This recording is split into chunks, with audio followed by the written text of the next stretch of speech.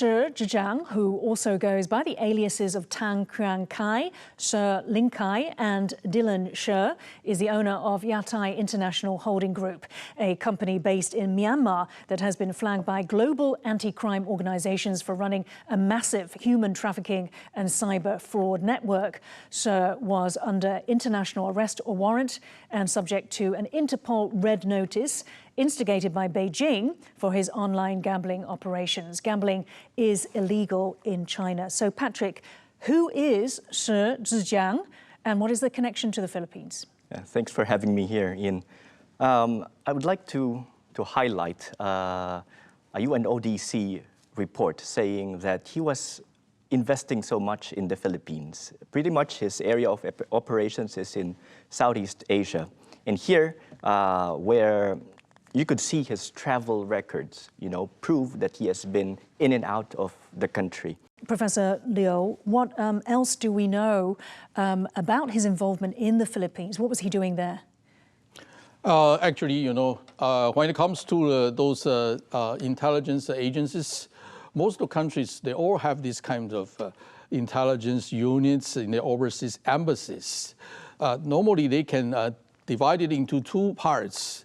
Formal agents and informal agents. Formal agents means you need to inform the local authorities. Who are those people? And then informal one, that means secret agents, undercover. So we also need to know those intelligence.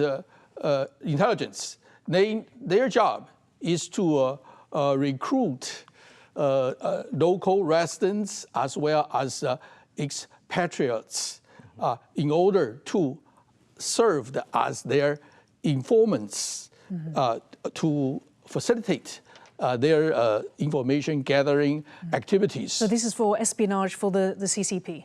I mean, all countries all like this way. But in this case, I believe this guy must be an informant rather than a formal spy. Normally formal spy, they will never or rarely claim themselves are agents. Right. But those informants, because they join a group for money or whatever, nobody's money. In that case, they don't care. They just disclose, and then they perhaps they will be able to allow to reduce the penalties. He wanted to be a businessman rather than, obviously, a spy or an informant. He was, Patrick, involved in investing in these Philippine offshore gambling operations, or POGOs. That is right. Yeah. And significant investment as a businessman. That is right. That is what our records would show. Specifically according to that UNODC report, that he has been investing in the Philippines. And so we can say that he has been very active in the country. Okay. Yeah. Now, She told Al Jazeera that China's Ministry of State Security, or MSS, approached him in 2016 to recruit him as a spy, offering him immunity from his charges of illegal gambling. During Xi Jinping's visit to the Philippines in 2018, She Zhijiang was also invited to participate in the state banquet held by Manila and even appeared on the cover of Chinese publications as a successful businessman. And yet, by 2022, it appears that Beijing was determined to capture She. Take a look. 中国公安机关坚决依法打击各类跨国犯罪活动，不管犯罪嫌疑人逃到天涯海角，中方都会与有关国家开展执法合作，将其绳之以法。在此，我们正告跨境赌博相关的犯罪嫌疑人，立即停止违法犯罪活动，主动回国投案自首，争取宽大处理。如果拒绝投案自首，积极实施犯罪，必将受到法律的严惩。 So what went wrong? What was it that went wrong with the relationship with Beijing?